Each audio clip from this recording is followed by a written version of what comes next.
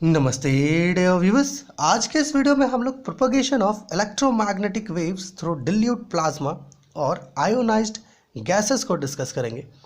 मेरे प्यारे व्यूअर्स, इस वीडियो में हम लोग करने क्या वाले हैं, हम लोग सबसे पहले तो मैक्सवेल्स इक्वेशन को पता करेंगे। Okay, for ionised gases and dilute plasma. Okay, मतलब मैक्सवेल्स इक्वेशन का क्या फॉर्म होता है प्लाज्मा और आयोनाइज्ड गैसेस में, पहले हम लोग इसे पता करेंगे और फिर वेव इक्वेशन पता करेंगे इलेक्ट्रिक फील्ड और मैग्नेटिक फील्ड के टर्म्स में। ओके, क्योंकि जब इलेक्ट्रोमैग्नेटिक वेव्स प्लाज्मा के थ्रू या आयोनाइज्ड गैसेस के थ्रू प्रोपगेट करती है, ओके, तो उसका वहाँ कुछ वेव इक्वेशन बनता है इलेक्ट्रिक फील्ड के टर्म्स में भी और मैग्नेटिक फील्ड के टर्म्स में भी। ओके, तो पहले हम लोग उसको भी डिराइव करेंगे एंड देन हम लोग उसके सॉल्यूशंस को लिखेंगे और उसकी मदद से क्या करेंगे, इलेक्ट्रिकल कंडक्टिविटी पता करेंगे। ओके, प्लाज्मा फ्रीक्वेंसी पता करेंगे। ओके, फिर रिफ्रैक्टिव इंडेक्स पता करेंगे एंड देन कुछ पॉइंट्स डिस्कस करेंगे आयनोस्फीयर के बारे में, है ना, कि कैसे इलेक्ट्रोमैग्नेटिक वेव्स बेंड कर जाती हैं ताकि लॉन्ग डिस्टेंस सिग्नल ट्रांसमिशन के लिए इसका प्रयोग किया जाता है। ओके, एंड देन फिर स्किन डेप्थ को डिस्कस करेंगे। ठीक है, तो चलिए सबसे पहले हम लोग क्या करते हैं, मैक्सवेल्स इक्वेशंस को पता करते हैं प्लाज्मा में या आयोनाइज्ड गैसेस में। ओके, तो यहाँ हम लोगों ने लिखा है कि for ionised gas and plasma. Okay, ionised gas और प्लाज्मा के लिए जो हमारा रो होता है, that is volume charge density जो होता है, इसका वैल्यू 0 से इक्वल होता है। ठीक है, हमारा जो इलेक्ट्रिकल कंडक्टिविटी है, डेट इज सिग्मा, ये 0 से इक्वल नहीं होता है। चूँकि करंट डेंसिटी भी 0 से इक्वल नहीं है, इसलिए जो हमारा इलेक्ट्रिकल कंडक्टिविटी है ये भी 0 से इक्वल नहीं होता है। अब ऐसा इसलिए क्योंकि ये दोनों एक दूसरे से रिलेटेड होते हैं। ओके, करंट डेंसिटी जो है वो सिग्मा, है ना, इलेक्ट्रिक फील्ड से इक्वल होता है। जब करंट डेंसिटी 0 से इक्वल नहीं होता तो सिग्मा भी 0 से इक्वल नहीं होगा। ओके, और फिर यहाँ हम लोगों ने लिखा है ई आर। ओके, मतलब रिलेटिव परमिटिविटी जो है ये 1 से इक्वल होता है किसमें, आयोनाइज्ड गैसेस और प्लाज्मा में, और जो यहाँ पर रिलेटिव परमेबिलिटी होता है ये भी 1 से इक्वल होता है। इससे हमें पता ये चलता है कि यहाँ पर, है ना, आयोनाइज्ड गैसेस और प्लाज्मा में म्यू नॉट जो है ये म्यू से इक्वल होगा। ओके, उसी प्रकार आयोनाइज्ड गैसेस और प्लाज्मा में हमारा जो एप्सिलॉन नॉट है वो एप्सिलॉन से इक्वल होगा। अर्थात हम लोग मैक्सवेल्स इक्वेशन लिखने के लिए या तो म्यू नॉट का प्रयोग करेंगे या फिर म्यू का प्रयोग करेंगे, है ना, क्योंकि दोनों इक्वल ही है इसमें। ओके, अब ये चीज़ कैसे हो रहा है, क्योंकि आपको पता है कि जो रिलेटिव परमिटिविटी होता है ना, या फिर रिलेटिव परमिएबिलिटी होता है म्यू आर, ये किससे इक्वल होता है, ये इक्वल होता है आपका म्यू बाई म्यू नॉट से, इससे इक्वल होता है। अब आयोनाइज्ड गैसेस और प्लाज्मा में म्यू आर 1 से इक्वल है। ओके, 1 से क्या है, इक्वल है, तो आप इसे कुछ ऐसे तो लिख ही सकते हो, mu not is equal to mu. इसलिए हम लोग क्या करेंगे, यहाँ पर म्यू नॉट और म्यू दोनों का ही प्रयोग कर सकते हैं। हम लोग म्यू नॉट और एप्सिलॉन नॉट का प्रयोग कर रहे हैं यहाँ पर। ठीक है, तो यहाँ हम लोगों ने लिखा है thus Maxwell's equation can be written as. Okay, तो मैक्सवेल्स इक्वेशन है ना, in terms, okay, plasma and ionised gas के लिए, मतलब प्लाज्मा जैसे मीडियम, आयोनाइज्ड गैसेस जैसे मीडियम के लिए जो मैक्सवेल्स इक्वेशन होगा वो कुछ इस प्रकार का होगा। ओके, सबसे पहला इक्वेशन है arrow del dot arrow E is equal to 0। दूसरा जो इक्वेशन है वो क्या है, second Maxwell's equation, that is arrow del dot arrow B is equal to 0। Okay, and the third one is curl of arrow E, that is arrow del cross arrow E is equal to minus del arrow B by del T. हम लोगों ने यहाँ पे किया क्या है कि arrow B जो है इसकी जगह पर mu naught arrow H substitute कर दिया है ना, जिससे कि हमें ये इक्वेशन मिला। ओके ओके, एंड देन हमारा जो चौथा इक्वेशन है मैक्सवेल का, that is arrow del cross arrow H is equal to arrow J plus epsilon naught del arrow E by del T. यहाँ पे देखिए, ओके, ये जो जे है ये किससे इक्वल होता है, सिग्मा एरो ई से, तो यहाँ पे सिग्मा एरो ई हम लोगों ने इसका वैल्यू रख दिया। तो ये क्या है, 4 Maxwell's equation, okay, for ionised gases and plasma. ठीक है, मतलब मैक्सवेल्स इक्वेशन का ये फॉर्म बन जाता है ना, जब हम लोग प्लाज्मा और आयोनाइज्ड गैसेस की बातचीत करते हैं। ओके, अब ये तो बात हो गई मैक्सवेल्स इक्वेशन की। अब पता करते हैं वेव इक्वेशन। अब चूंकि हम लोगों ने पिछली वीडियो में वेव इक्वेशन देखा था, ओके, लेकिन फिर भी यहाँ पर हम लोग ऑब्टेन करेंगे ताकि ना थिंग्स जो है आपको याद रहे। अब इसके लिए हमें करना क्या पड़ेगा, हमें वेव इक्वेशन पता करने के लिए हमारा जो इक्वेशन नंबर 3 है ना, मैक्सवेल का जो थर्ड इक्वेशन है उसका कर्ल लेना पड़ेगा। ठीक है, on taking curl both sides of equation number 3, equation number 3 के बोथ साइड्स में क्या करना है, कर्ल ले लेना है। Okay, del cross E is equal to, okay, del cross minus mu naught del arrow H by del T, कुछ इस प्रकार का है। आप चाहें तो इसे ऐसे लिख सकते हैं, minus mu naught del by del T bracket del cross arrow H, कुछ इस प्रकार से भी आप इसे लिख सकते हैं। ठीक है, यहाँ देखिएगा, है ना। अब ये क्या है, ये वेक्टर आइडेंटिटी है, इसका वैल्यू होता है del dot E, okay, minus del square arrow E, this is the vector identity. ठीक है, कर्ल एरो ई, यहाँ एरो ई क्या है, कोई वेक्टर है।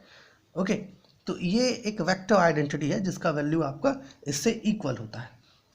Okay, and what we have got is mu naught del by del T and del cross arrow H है। अब देखिए ये मैक्सवेल का चौथा इक्वेशन है, आप देखिए मैक्सवेल का चौथा इक्वेशन है, arrow del cross arrow H, इसका वैल्यू को यहाँ पर सब्स्टिट्यूट कर दीजिए, क्या है, sigma arrow E plus epsilon naught del arrow E by del T. ठीक है, चलिए अब इसको हल्का सॉल्व करें हम लोग, तो हम लोगों को wave equation in terms of electric field मिल जाएगा। अब देखिए मैक्सवेल के पहले इक्वेशन के अकॉर्डिंग हमें पता है एरो डेल डॉट एरो ई क्या होता है, 0 से इक्वल होता है।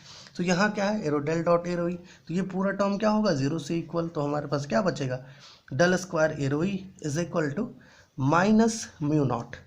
अब इसको ढकिए और क्या करिए, डेल बाई डेल टी को अंदर लेके चलिए, अंदर लेके चलेंगे। ओके, इसको ब्रैकेट में रखते हैं और माइनस बाहर रखते हैं। ठीक है, अंदर लेके चलेंगे तो क्या होगा, यहाँ पर सिग्मा बाहर आएगा और ये क्या हो जाएगा, del arrow E by del T हो जाएगा। ठीक है, प्लस और फिर से म्यू नॉट है, तो म्यू नॉट, यहाँ एप्सिलॉन नॉट है तो एप्सिलॉन नॉट, और डेल बाई डेल टी, और यहाँ भी डेल बाई डेल टी, तो क्या हो जाएगा, del square, okay, by del T square, और यहाँ क्या बच रहा है, arrow E. Okay, and then minus और माइनस साइन क्या करना है, कैंसिल आउट कर देना है। कैंसिल आउट करने के बाद आपको यहाँ पे लिखना है del square arrow E is equal to mu naught sigma del arrow E by del T, okay, plus mu naught epsilon naught del square arrow E by del T square. Okay, this is the required wave equation for electromagnetic waves propagating through plasma or ionized gases, okay, in terms of electric field and in terms of electric field. Okay, वहीं अगर magnetic field के terms में अगर हमें इसे लिखना हो तो कैसे लिखेंगे, कुछ इस प्रकार से, del square arrow H, okay, is equal to mu naught sigma, okay, del arrow H by del T. Okay, इसमें जहाँ जहाँ ई है बस उसको रिप्लेस कर दीजिए। ठीक है, mu naught epsilon naught and del square arrow H by del T square.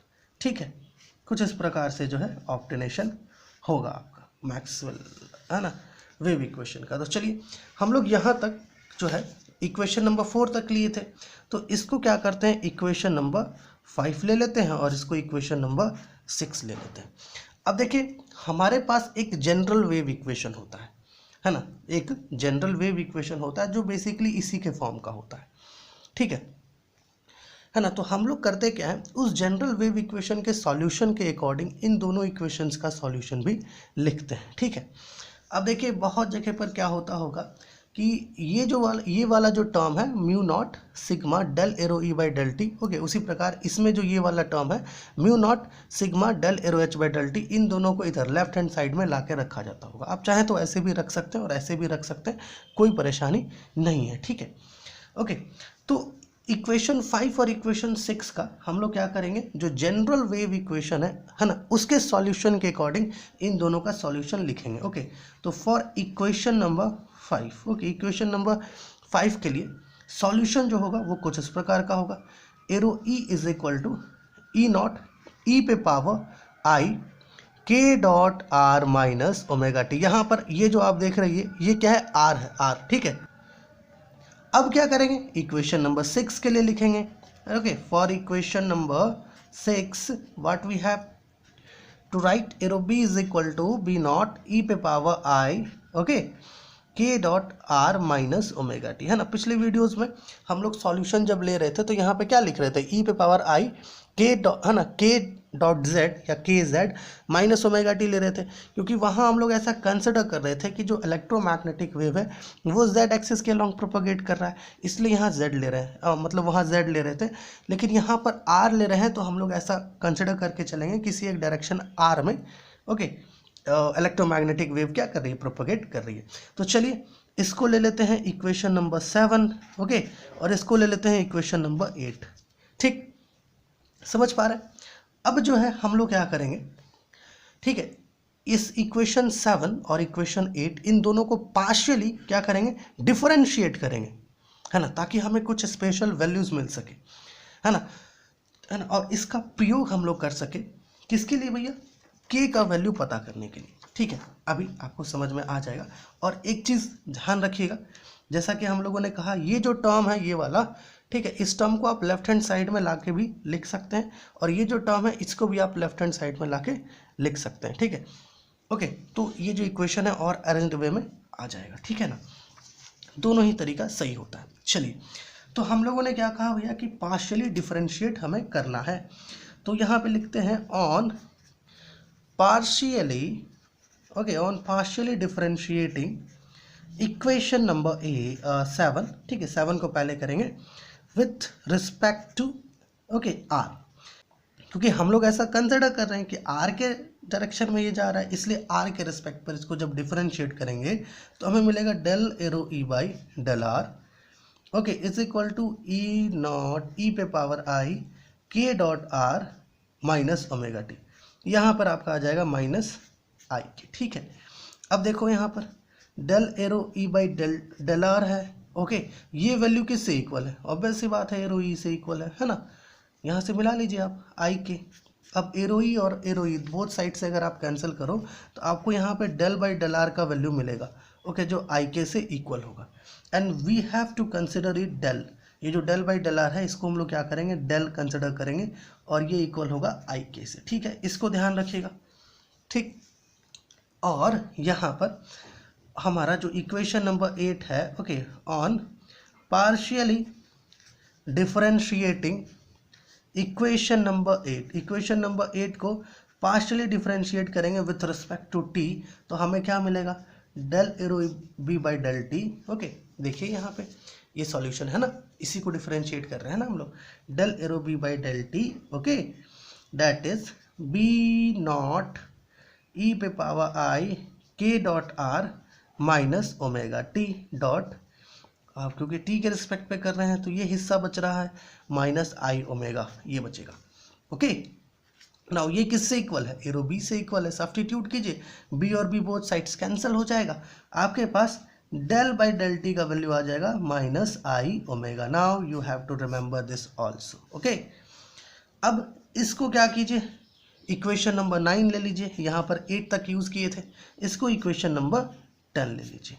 अब क्या करना है भैया, अब जो है वापस से वेव इक्वेशन की तरफ आइए, हमारा जो वेव इक्वेशन है इसके पास वापस आ जाइए। इसमें आप गौर कीजिए, हमारा जो वेव इक्वेशन है इसमें डेल बाई डेल टी भी है और डेल भी है ना, ये वाला डेल भी है और डेल बाई डेल टी भी है, ये दोनों मौजूद है यहाँ पर, है ना।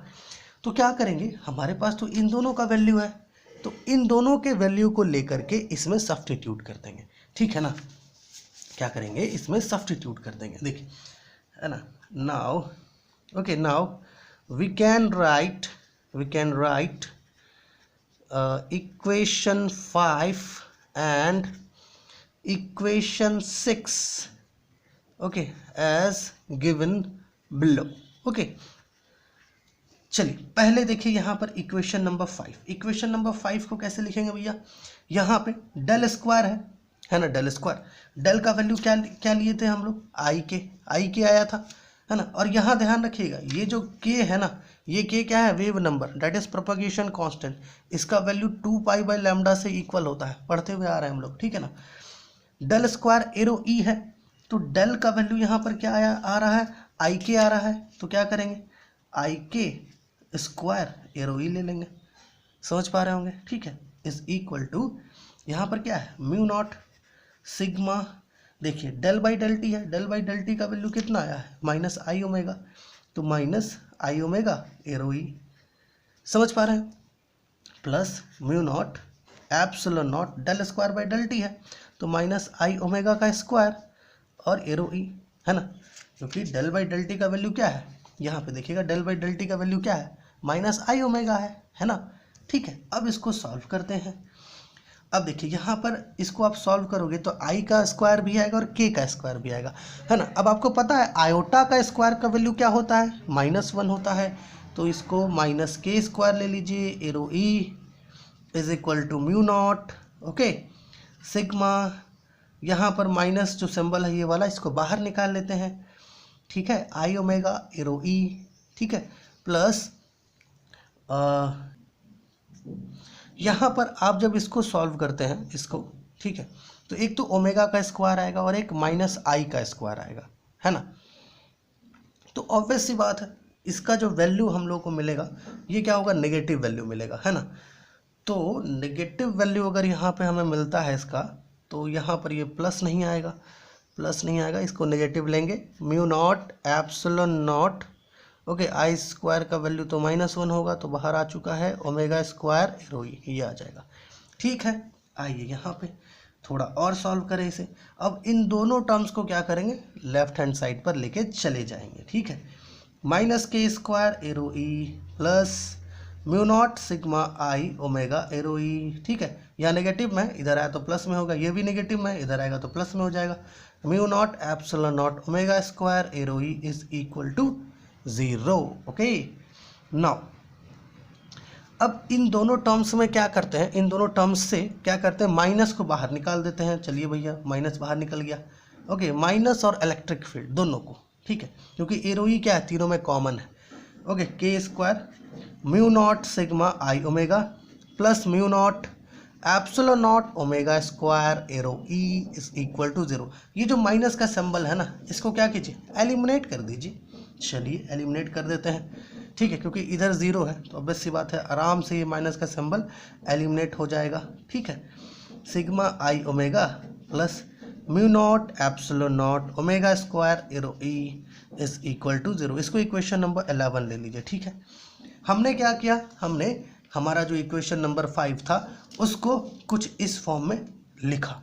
उसी प्रकार सिमिलर मैनर में इक्वेशन नंबर 6 को भी हम लोग क्या करेंगे, ओके, इसी डेल के वैल्यू आई के और डेल बाई डेल टी के वैल्यू, है ना, आई ओमेगा, है ना, माइनस आई ओमेगा, इसकी मदद से इक्वेशन नंबर 6 को भी क्या करेंगे, इसी फॉर्म में लिखेंगे, ओके, सिमिलर फॉर्म में, ठीक है। अगर आप इसको सिमिलर मैनर में लिखते हो, ठीक है, हम लोग यहाँ सिमिलरली करके लिख रहे हैं, आप सब्स्टिट्यूट करके चेक करके लिखना, ठीक है। सिमिलरली इक्वेशन नंबर 6 को आप कैसे लिख पाओगे, इक्वेशन नंबर 6 को हम लोग ऐसे लिख पाएंगे, यहाँ पे देखिएगा कुछ इस प्रकार से, K square, okay, minus I that is mu naught sigma omega minus mu naught epsilon naught omega square, okay, arrow H is equal to 0 आएगा, ठीक है। इसको इक्वेशन नंबर 12 ले लीजिए, और यहाँ पे क्या हो गया, हल्का सा मिस्टेक हो गया। देखिए हम लोगों ने क्या किया था, नेगेटिव को बाहर लिया था, है ना, तो हम लोगों ने दोनों सिंबल क्या किया, यहाँ पे सेम ले लिया है, तो इसको प्लीज़ यहाँ पे सॉल्व मतलब ये ठीक कर लीजिएगा, ठीक है। हल्का सा यहाँ मिस्टेक हो गया हमारे से, ये नेगेटिव का साइन होगा, ध्यान रखिएगा, नेगेटिव साइन, ठीक है।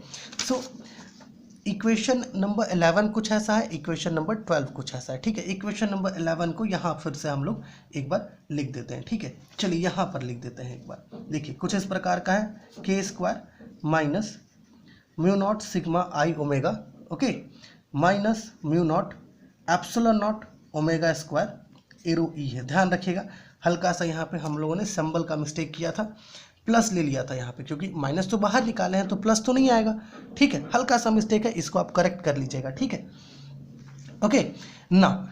अब देखिए 11 और 12 हम लोगों ने इक्वेशन कर लिया है ऑब्टेन। अब क्या करेंगे, थोड़ा यहाँ पे गौर कीजिएगा। आपको पता है किसी भी इलेक्ट्रोमैग्नेटिक फील्ड में इलेक्ट्रिक फील्ड और जो मैग्नेटिक फील्ड है ये ज़ीरो नहीं हो सकता है ना। अगर कहीं इलेक्ट्रोमैग्नेटिक फील्ड है या इलेक्ट्रोमैग्नेटिक वेव प्रोपगेट कर रही है किसी मीडियम में, तो ऑब्वियस सी बात है वहाँ पर इलेक्ट्रिक फील्ड और मैग्नेटिक फील्ड ज़ीरो हो नहीं सकती, ओके। तो हम लोग क्या करेंगे, इन दोनों इक्वेशंस में ये वाला टर्म क्या है, सेम है दोनों में ही। आप देखिए ये दोनों टर्म्स क्या है, सेम है। तो क्या करना है, इसको जीरो से इक्वल कर लीजिए, क्योंकि इलेक्ट्रिक फील्ड और मैग्नेटिक फील्ड तो जीरो से इक्वल होने से रहा है ना। तो यहाँ पर इसको K square minus I mu naught sigma omega minus mu naught epsilon naught omega square को जीरो से इक्वल करते हैं। यहाँ पे लिखते हैं K square is equal to I mu naught sigma omega minus mu naught omega, माफ कीजिएगा एप्सिलॉन नॉट है ओमेगा स्क्वायर, ठीक है। K square is equal to, इसको हल्का सॉल्व करना पड़ेगा हमें। देखिए यहाँ पर ये प्लस में है, ठीक है, क्योंकि हमारा लेफ्ट हैंड से राइट हैंड गया ना, तो प्लस में आ गया, ठीक है। ऐसा करते हैं, पहले ऐसे लिखते हैं mu naught epsilon naught omega square plus i mu naught sigma omega, k square is equal to mu naught epsilon naught omega square bracket 1 plus, ठीक है। इसको कैसे लिखा जाए, आई इस प्रकार से लिखना होगा ताकि ये मल्टीप्लाई हो तो हमें यही वाला टर्म मिले, आई म्यू नॉट सिग्मा ओमेगा ही मिले, कुछ इस प्रकार से हमें यहाँ पर इसे लिखना होगा। तो चलिए सिग्मा तो ऊपर ही रहेगा, इसमें सिग्मा है नहीं, बाई एप्सिलॉन नॉट है तो एप्सिलॉन नॉट तो नीचे आएगा ही, म्यू नॉट है तो म्यू नॉट नीचे नहीं आएगा, एक ओमेगा आएगा आपका, ओके। तो यहाँ पर आपका आ जाएगा ओमेगा और एप्सिलॉन नॉट, ठीक है। मल्टीप्लाई करके देखिएगा, क्योंकि देखिए म्यू नॉट तो यहाँ प्रेजेंट है, ठीक है, मल्टीप्लाई होगा तो ऊपर ही चला जाएगा। एप्सिलॉन नॉट प्रेजेंट नहीं है तो एप्सिलॉन नॉट यहाँ पर है तो कैंसिल करना होगा। यहाँ ओमेगा और यहाँ ओमेगा स्क्वायर है ना, तो ओमेगा स्क्वायर को कैंसिल करने के लिए भी यहाँ पे एक ओमेगा चाहिए। तो चलिए हम लोगों ने क्या किया, K square is equal to mu naught epsilon naught omega square 1 plus I sigma omega epsilon naught, इसको लिखा। अब आपसे जो है थोड़ा सा सवाल है, मेरा सवाल क्या है कि भैया आपको पता है कि इलेक्ट्रिक फील्ड और मैग्नेटिक फील्ड कहीं पर प्रेजेंट हो, और है ना, तो कोई पार्टिकल अगर वहाँ पर हो इलेक्ट्रोमैग्नेटिक फील्ड में, तो वो कौन सा फोर्स एक्सपीरियंस करता है, आपको पता है ना, वो एक फोर्स एक्सपीरियंस करता है इलेक्ट्रोमैग्नेटिक फील्ड में, ओके। उस फोर्स को हम लोग क्या कहते हैं, ओके, इसका नाम आप बताइएगा हमें कमेंट सेक्शन में, ठीक है। एरो एफ एरो ई plus arrow V cross arrow B, ठीक है। इसका नाम आप कमेंट सेक्शन में बताइएगा कि इस फोर्स को हम लोग कहते क्या है ना। इलेक्ट्रिसिटी एंड मैग्नेटिज्म में हम लोगों ने पढ़ा है कि जब कोई पार्टिकल है ना, या एक चार्ज पार्टिकल है ना, कहाँ हो, इलेक्ट्रोमैग्नेटिक फील्ड में हो, है ना, तो ऑब्वियस सी बात है वो क्या करेगा, एक फोर्स एक्सपीरियंस करेगा, है ना। इस फोर्स को हम लोग लॉरेंज फोर्स कहते हैं, ओके। इसी फोर्स के वैल्यू को यहाँ पे हम लोगों ने लिखा है, क्योंकि अब सिग्मा के वैल्यू को पता करने का समय आ गया है, क्योंकि यहाँ पर हमारे पास एक सिग्मा है ना। इस सिग्मा को अगर यहाँ पे नहीं रखेंगे तो के का जो हमें वैल्यू जिस प्रकार का चाहिए वो मिलेगा नहीं, ठीक है।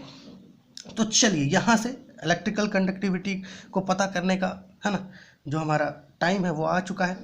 अब यहाँ पर क्या है, arrow F is equal to e, e क्या है, चार्ज है ना, चार्ज पार्टिकल का, ई इलेक्ट्रिक फील्ड है, एरो वी जो है ये वेलोसिटी है, और बी क्या है यहाँ पर, मैग्नेटिक फील्ड, ठीक है। चलिए यहाँ पर थोड़ा सा ध्यान रखना होगा, आपको पता है कि मैक्सिमम वैल्यू कब होता है, जब ये दोनों एक दूसरे पर है ना, एक दूसरे से परपेंडिकुलर हो। Arrow V cross arrow B जो है ना, जब ये परपेंडिकुलर होगा तो ये वी बी से इक्वल होगा, है ना, क्योंकि यहाँ साइन थीटा आता है, थीटा का वैल्यू 90 डिग्री तो 1, ठीक है। और ये जो है इसका जो वैल्यू है वी बी, ये बहुत लेस होता है as compare to this electric field, okay. यहाँ पर ये जो वैल्यू आ रहा है आपको वेलोसिटी इनटू मैग्नेटिक फील्ड का, ये वैल्यू खासा लेस होता है as compare to electric field. इसलिए हम लोग क्या करते हैं, ये जो टर्म है arrow V cross arrow B, इसको नेग्लेक्ट कर देते हैं, okay. So we can neglect, okay, we can neglect arrow V cross arrow B, है ना, in the above equation। So equation क्या हो जाएगा, arrow F is equal to E arrow E। अब arrow E, अरे ये तो सॉल्यूशन है ना, आपको पता है हम लोगों ने तो सॉल्यूशन लिखा है, ये देखिए arrow E is equal to e naught ई पे power i k dot r minus omega t, ये तो सॉल्यूशन है, इसको सब्स्टिट्यूट करना होगा इधर। तो ई ई नॉट ई पे power i k dot r minus omega t. चलिए सब्स्टिट्यूट कर दिए। अब इसको थोड़ा सॉल्व करना पड़ेगा हमें। F is equal to e naught ई पे पावर आई, यहाँ पर देखिएगा के है। अब के का वैल्यू क्या होता है 2 पाई बाय लैम्डा, हम लोगों ने बताया था प्रोपगेशन कांस्टेंट है, या आप इसको वेव नंबर कह सकते हैं 2 पाई बाय लैम्डा। और यहाँ पर आर है, चलिए इसको आर लीजिए माइनस ओमेगा टी। ठीक है, इसको रेड से लिख रहे हैं ताकि थोड़ा डिफ्रेंशिएट कर पाए आप। Okay, f is equal to e naught ई पे power i, okay 2 pi by lambda dot n cap dot r. ठीक है, यहाँ पे इसको एरो में ले लीजिएगा अब ओमेगा टी। यहाँ पर आप थोड़ा ध्यान दीजिए, यहाँ पे हम लोगों ने लिखा है N cap dot arrow R. ये जो एन कैप है ये यूनिट वेक्टर है एरो आर के अलोंग का। ठीक है, अब यहाँ पर ये जो N cap dot arrow R है ना, ये as compare to wavelength of the wave है ना, वेव का जो वेवलेंथ है उसके कंपेरिजन में बहुत ज़्यादा छोटा है। इसकी वजह से ये जो टर्म है 2 पाई बाय लैम्डा डॉट यहाँ पर N cap dot arrow R, ये क्या हो जाएगा, नेग्लेक्ट हो जाएगा। हमारे पास क्या बच जाएगा, arrow F is equal to e naught ई पे पावर, ओके यहाँ पे आपके पास बच जाएगा आई ओमेगा टी बच जाएगा आपके पास। ठीक है, और ये चीज़ एक्चुअलिटी में निगेटिव में बचेगा क्योंकि यहाँ पर ये निगेटिव का सिंबल इसके साथ है। ठीक है, इसको एक बार फिर से लिख देते हैं। Arrow F is equal to e naught ई पे पावर आई, ओके निगेटिव में है ओमेगा टी। ठीक है, इसको ध्यान रखिएगा है ना, इसको जो है क्या करिएगा ध्यान रखिएगा क्योंकि अभी जो है इसका हम लोग प्रयोग करने वाले हैं। ठीक है ना, थोड़ा सा यहाँ पर देखिएगा। अब according to Newton second law of motion हमें पता है कि फोर्स क्या होता है, मास इनटू एक्सेलरेशन होता है फोर्स, है ना। न्यूटन के सेकेंड लॉ के अकॉर्डिंग हमें ये पता है कि जो हमारा फोर्स होता है वो क्या होता है, मास इनटू एक्सेलरेशन होता है। Okay, so what we have to do here, we can write arrow F is equal to M A, और ए जो है आपका क्या होता है, डिफरेंशियल फॉर्म में इसको ऐसे लिख सकते हैं D square arrow are by D T, क्योंकि आर हम लोग डायरेक्शन लेकर के रखे हैं। ठीक है, तो यहाँ पे फोर्स कुछ ऐसा आ रहा है, अरे अच्छा ऐसा है, तो क्या करना होगा, इसको इक्वेशन नंबर 13 ले लीजिए और इसको इक्वेशन नंबर 14 ले लीजिए, दोनों को कंपेयर करिएगा तो आपको मिलेगा m d square arrow are by D T square is equal to e naught ई पे पावर माइनस आई ओमेगा टी यहाँ पर प्रेजेंट है। Now what we have to do is we have to solve it, है ना, we have to solve it, that is d square arrow r by dt square is equal to e by m को इधर ले आए, okay e not e पे power minus आई omega T, कुछ इस प्रकार का।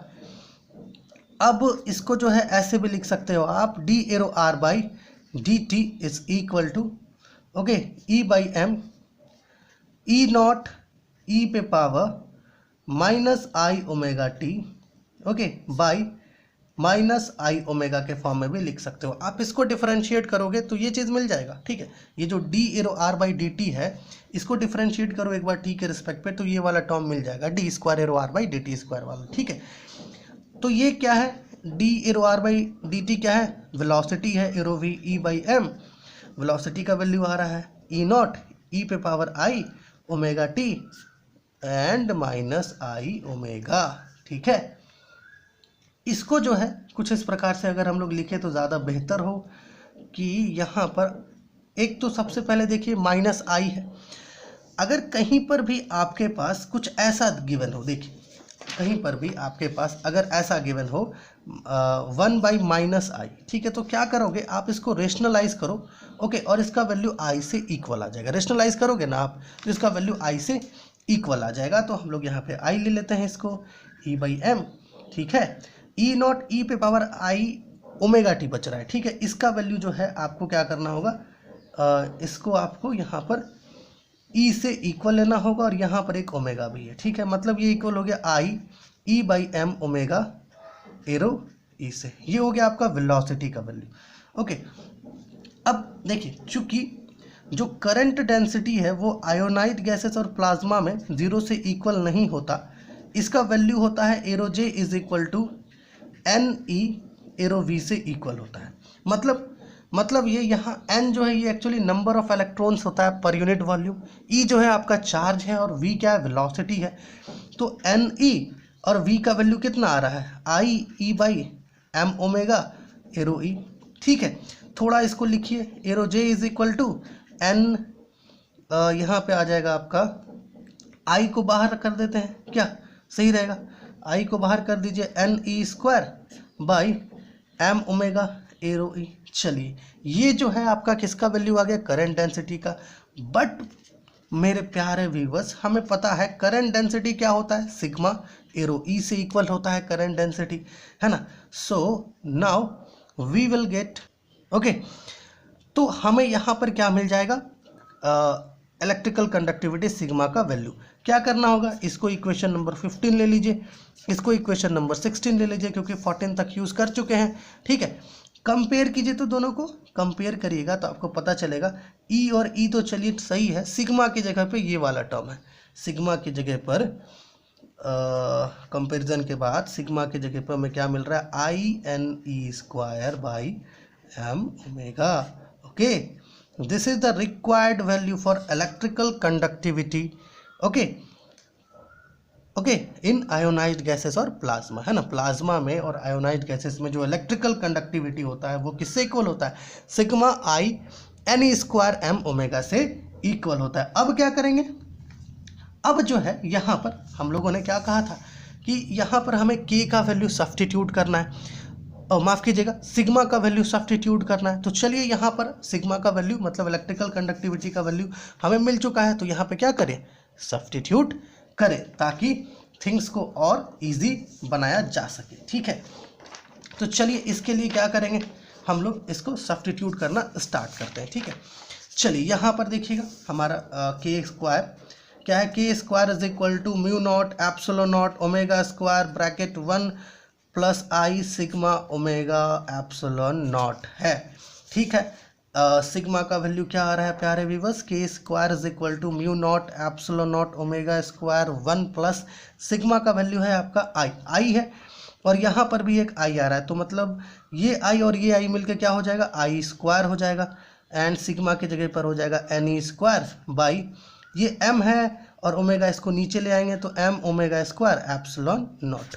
ठीक है, that is k is equal to under root mu naught epsilon naught omega square bracket 1, इसका वैल्यू -1 हो जाएगा, तो ये 1 minus n E square by M omega square epsilon naught और 1/2, क्योंकि ये पावर आया था इधर स्क्वायर का। ठीक है, now k is equal to under root है, तो इसमें क्या आ जाएगा, ओमेगा तो बाहर निकल जाएगा क्योंकि ओमेगा स्क्वायर है, तो omega under root mu naught epsilon naught, okay, 1 minus n E square by M omega square epsilon naught 1/2।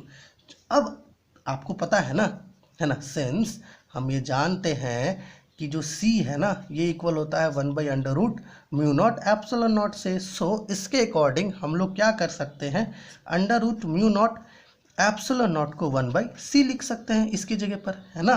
So k is equal to क्या हो जाएगा, omega by c, okay, under root 1 minus n E square by M omega square epsilon naught. Okay, अब यहाँ पर देखिए, यहाँ पर हम लोग इस k को कुछ ऐसे लिखेंगे, k is equal to omega by c under root 1 minus, okay, n E square है, यहाँ पे क्या करिए इसको लिख दीजिए omega p square by omega square. ठीक है, यहाँ पर ये जो ओमेगा पी है ना, ये जो ओमेगा पी स्क्वायर है ये आपका इक्वल है n E square by m epsilon naught, okay, इससे इक्वल है आपका। ठीक है ना, okay, and you can take it as omega p is equal to under root n E square by M omega epsilon naught है यहाँ पे epsilon not, कुछ इस प्रकार से आप इसको ले सकते हो। ओके, और ये जो ओमेगा पी है, okay, this omega p is called as plasma frequency. Okay, इसी को हम लोग कहते हैं plasma frequency. Okay, this is called as plasma frequency. समझ पा रहे हैं? इसी को क्या कहते हैं? प्लाज्मा फ्रीक्वेंसी कहते हैं। Okay, so at final stage what we get? k is equal to omega by c under root 1 minus omega p square by omega square हमें मिल रहा है। ठीक है, जहाँ पर ओमेगा पी क्या है? प्लाज्मा फ्रीक्वेंसी है। ठीक है, अब जो है यहाँ पर आइए, ठीक है, हम लोग जो है थिंग्स को और आगे लेके चलते हैं। अब पता करते हैं रिफ्रैक्टिव इंडेक्स। ठीक है, रिफ्रैक्टिव इंडेक्स थोड़ा सा पता करते हैं हम लोग कि भैया जी रिफ्रैक्टिव इंडेक्स कैसे निकाला जाए। अब देखिए, हमें क्या पता है, कुछ थिंग्स हमें पता है कि रिफ्रैक्टिव इंडेक्स जो है, ये जो हमारा रिफ्रैक्टिव इंडेक्स है, ओके, ये क्या होता है भैया? ये एक्चुअली में रेशियो होता है ना? किसका किसका रेशियो होता है? चलिए इसको कॉमा मत दीजिए, यहाँ पर केवल n लीजिए। ये आपका velocity of light divided by velocity of wave या वेलोसिटी ऑफ अनदर लाइट, है ना? इसका रेशियो होता है। हम लोगों ने जब वेव मोशन पढ़ा था तो वहाँ पर कुछ फॉर्मूलाज देखे थे। जो प्रोपगेशन कांस्टेंट होता है ना के, ये आपका ओमेगा बाई सी से भी इक्वल होता है। अब कंफ्यूज मत कीजिएगा आप, k is equal to 2 pi by lambda होता है, ठीक है ना, बट के जो है ये ओमेगा बाई बी से भी इक्वल होता है। सो हम लोग भी की जगह पर ओमेगा बाई के लिख सकते हैं। ठीक है, तो ये जो भी है इसके जगह पर ये सब्स्टिट्यूट कर देते हैं। देयरफॉर एन ये रिफ्रैक्टिव इंडेक्स है, n c by omega by k हो जाएगा। ओके, अब के जो है ना इसका वैल्यू हमारे पास है, लेकिन ये जो के है ये ऊपर चला जाता है। ठीक है, ये ऊपर चला जाता है, तो यहाँ पे हो जाएगा सी बाई ओमेगा, यहाँ पर के। चलिए, के का वैल्यू है ना आपके पास, देखिए सब्स्टिट्यूट कीजिए आप, c by omega into omega by c 1 minus omega p square by omega square. Okay, now cancel this out, c और omega omega, and refractive index का वैल्यू आपको मिल गया n is equal to 1 minus omega p square by omega square. This is the refractive index, okay, for waves, है ना, या फिर आप कह सकते हो प्लाज्मा और रिफ्रैक्टिव इंडेक्स, है ना, मतलब प्लाज्मा और आयोनाइड गैसेस के लिए ये रिफ्रैक्टिव इंडेक्स है। ओके, अब इसी रिफ्रैक्टिव इंडेक्स के अकॉर्डिंगली हमें कुछ यहाँ पर पॉइंट्स मिलेगा। क्या पॉइंट्स मिलेगा? आप देख पा रहे हैं कि ये जो हमारा फॉर्मूला है n is equal to under root 1 minus omega p square by omega square, यहाँ पर ओमेगा पी क्या है? Plasma frequency. ओमेगा स्क्वायर क्या है? ये हमारा एक जनरल फ्रीक्वेंसी।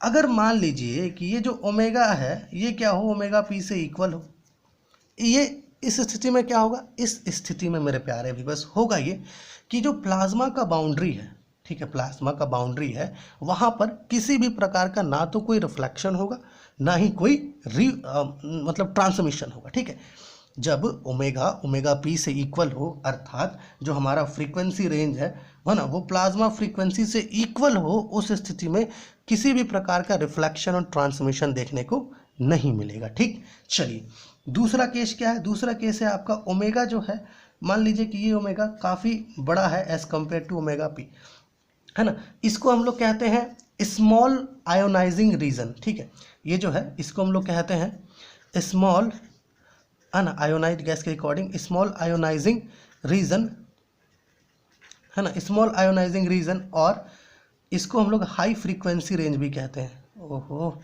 HIGH होता है, हाई फ्रीक्वेंसी रेंज भी कहते हैं। ठीक है, इस हाई फ्रीक्वेंसी रेंज में क्या होता है? जब ओमेगा आपका बहुत ज़्यादा ग्रेटर होता है ओमेगा पी से, तो आपका जो वेव है ना, जो इलेक्ट्रोमैग्नेटिक वेव है, वो बहुत ईजिली प्रोपोगेट करता है मीडियम के थ्रू, है ना। इस केस में क्या होता है, हमारा जो EM वेव है ना, वो फ्रीली प्रोपोगेट करता है। ओके, प्रोपोगेट करता है किसी मतलब प्रोपोगेट करता है मीडियम के थ्रू। ठीक है ना, बहुत आसानी से ये क्या करता है, प्रोपोगेट कर जाता है मीडियम के थ्रू। अब देखिए, मान लीजिए, अब ये तो समझ गए कि भैया अगर हमारा फ्रीक्वेंसी रेंज जो है ज़्यादा होगा प्लाज्मा फ्रीक्वेंसी से, तो जो हमारा वेव है वो बहुत ईजिली, बहुत फ्रीली जो है प्रोपोगेट करता है मीडियम में। ठीक है, अब मान लीजिए ऐसा हो कि जो प्लाज्मा फ्रीक्वेंसी है ना, ये इंक्रीज़ करता जाए। ये प्लाज्मा फ्रीक्वेंसी अगर इंक्रीज़ करता जाए, बढ़ता जाए, तो क्या होगा ये, है ना, इसके बढ़ने पर क्या होगा, रिफ्रैक्टिव इंडेक्स पर इफेक्ट पड़ेगा और रिफ्रैक्टिव इंडेक्स डिक्रीज कर जाएगा। थोड़ा समझिएगा बातचीत को। देखिए चलिए, हमने क्या कहा यहाँ पर कि जो ओमेगा है ये क्या है, ग्रेटर है किससे, ओमेगा पी से। इस स्थिति में हमारा जो वेव है ना, जो इलेक्ट्रोमैग्नेटिक वेव है, वो मीडियम के थ्रू बड़ा फ्रीली जो है, बहुत फ्रीली जो है क्या होगा, प्रोपोगेट कर पाएगा। लेकिन मेरे प्यारे व्यूअर्स, मान लीजिए कि जो ओमेगा पी है वो धीरे धीरे क्या करे, इंक्रीज करता जाए, है ना।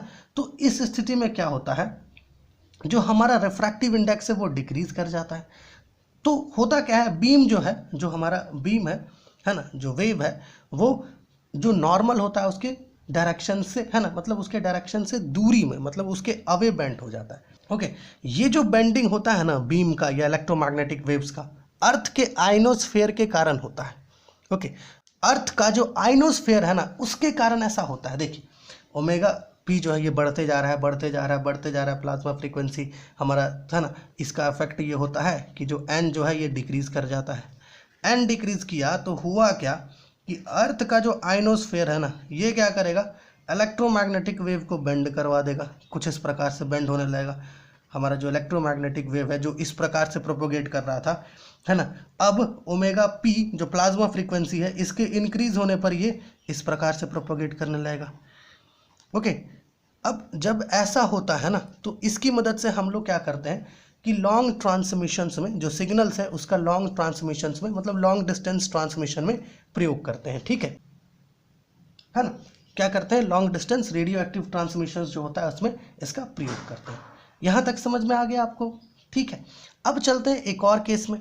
जब ये हमारा ओमेगा, ये जो ओमेगा है ये बहुत कम हो, है ना, as compare to plasma frequency, तो इस स्थिति में क्या होगा, क्या वेव प्रोपोगेट करेगी, इलेक्ट्रोमैग्नेटिक वेव जो है क्या ये प्रोपोगेट करेगी? बिल्कुल नहीं, ये बिल्कुल प्रोपोगेट नहीं करेगी। ओके, इसी को थोड़ा यहाँ पर देखते हैं। आइए, ओमेगा पी जो है, मतलब माफ़ कीजिएगा, ओमेगा जो है ये बहुत कम हो as compare to omega p, तो इस स्थिति में जो हमारा वेव है ये एटेन्यूएट हो जाता है ना, अर्थात ये वेव प्रोपोगेट नहीं करती मीडियम के थ्रू, है ना, मीडियम के थ्रू वेव का प्रोपोगेशन नहीं होता, है ना। यहाँ पर जो रिफ्रैक्टिव इंडेक्स होता है आर, जो होता है आर, ये प्योरली इमेजिनरी हो जाता है। रिफ्रैक्टिव इंडेक्स जो है ये प्योरली इमेजिनरी हो जाता है। और ये जो केस था ना ओमेगा ग्रेटर देन पी, यहाँ पर जो हमारा रिफ्रैक्टिव इंडेक्स होता है एन, ये रियल होता है, ये ध्यान रखिएगा, ये बताना भूल गए थे हम। ठीक है, एन जो है यहाँ पर इस केस में, ये वाले केस के लिए ओमेगा ग्रेटर देन पी के लिए, ठीक है, जो रिफ्रैक्टिव इंडेक्स होता है वो रियल होता है, इसलिए वेव जो है आसानी से प्रोपोगेट कर पाती है। लेकिन जब प्लाज्मा फ्रीक्वेंसी से हमारा फ्रीक्वेंसी रेंज काफ़ी लो हो और आयोनाइज्ड रीजन हो, है ना, हाई आयोनाइजिंग रीजन हो, ये जो ओमेगा लेस देन पी है इसको हम लोग कहते हैं हाई आयोनाइज्ड रीजन और लेस फ्रीक्वेंसी, है ना, लो फ्रीक्वेंसी रेंज। ठीक है, लो फ्रीक्वेंसी रेंज, इस केस में हमारा जो रिफ्रैक्टिव इंडेक्स होता है वो प्योरली इमेजिनरी होता है और यहाँ पर वेव का प्रोपोगेशन नहीं होता, वेव एटेन्यूएट हो जाती है। ओके, और जो है ना, और जो स्किन डेप्थ होता है ना, क्योंकि स्किन डेप्थ के बारे में पता है हमें, स्किन डेप्थ क्या होता है, जब मीडियम में कोई भी इलेक्ट्रोमैग्नेटिक वेव एंटर करती है ना, तो वहाँ पर जो उसका एम्पलीट्यूड है वो एक्सपोनेंशियली गिरते जाता है विथ डिस्टेंस। जैसे जैसे वो डिस्टेंस आगे बढ़ते जाती है मीडियम में, वैसे वैसे उसका जो आपका ये है, क्या कहते हैं उसको, एम्पलीट्यूड, है ना, वो धीरे धीरे गिरते जाता है। तो यहाँ पर जो डेल है, डेट इज स्किन डेप्थ जो है डेल, ये आपका इक्वल किससे होगा, 1/ओमेगा/c under root omega p square by omega square -1 से इक्वल होगा। इसको थोड़ा सॉल्व करोगे आप तो आपको इसका वैल्यू कुछ ऐसे देखने को मिलेगा, c/अंडर root omega square p minus omega square, और you can write it as del is equal to c/ओमेगा पी, है ना, क्योंकि यहाँ पर जो है ओमेगा जो है ये आपका काफ़ी कम है as compare to plasma frequency इस केस में। ठीक है, प्लाज्मा फ्रीक्वेंसी से काफ़ी कम है इसलिए। ओके, सो ये स्किन डेप्थ होगा आपका यहाँ पर इस केस में हाईली आयोनाइज्ड रीजन और लो फ्रीक्वेंसी रेंज में। ठीक है, तो इस प्रकार से हम लोगों ने इस वीडियो में क्या किया, हम लोगों ने प्रोपोगेशन ऑफ ईएम वेव्स को देखा। Okay, propagation of EM waves को देखा थ्रू डिल्यूट प्लाज्मा एंड और आयोनाइज्ड गैसेस। हम लोगों ने पहले क्या देखा कि भैया मैक्सवेल्स इक्वेशन जो है कैसे पता कर सकते हैं, है ना। फॉर आयोनाइज्ड गैस और प्लाज्मा उसके कंडीशंस यहाँ पर लिखे, थोड़ा समझे हम लोग, है ना। ये 4 Maxwell's equation in terms of ionised gases और प्लाज्मा। फिर हम लोग यहाँ पर जो है वेव इक्वेशन ऑब्टेन किए, किसके लिए भैया, ईएम वेव्स के लिए 5 और 6, ठीक है। फिर उसके सॉल्यूशंस को लिखे, उसके डिफरेंशिएट किए हम लोग, है ना, उसके सॉल्यूशंस को लिखे, उसको डिफरेंशिएट किए, ओके, है ना। फिर जो है हम लोग इलेक्ट्रिकल कंडक्टिविटी पता किए, है ना। कुछ इस प्रकार से इलेक्ट्रिकल कंडक्टिविटी पता करने के लिए हम लोग कुछ इस प्रकार का, है ना, मेथड्स का प्रयोग किए इलेक्ट्रिकल कंडक्टिविटी पता करने के लिए, ठीक है ना। सो आशा है ये वीडियो आपके लिए हेल्पफुल हुआ होगा, और अगर आपको कुछ डाउट है, कुछ पूछना है, तो प्लीज़ कमेंट कीजिए ताकि आपका जो भी डाउट है उसको हम लोग क्लियर कर सके, ठीक है। तो चलिए मिलते हैं आपसे अगली वीडियो में, जहां पर हम लोग देखेंगे propagation of electromagnetic waves through conducting media and wave guides.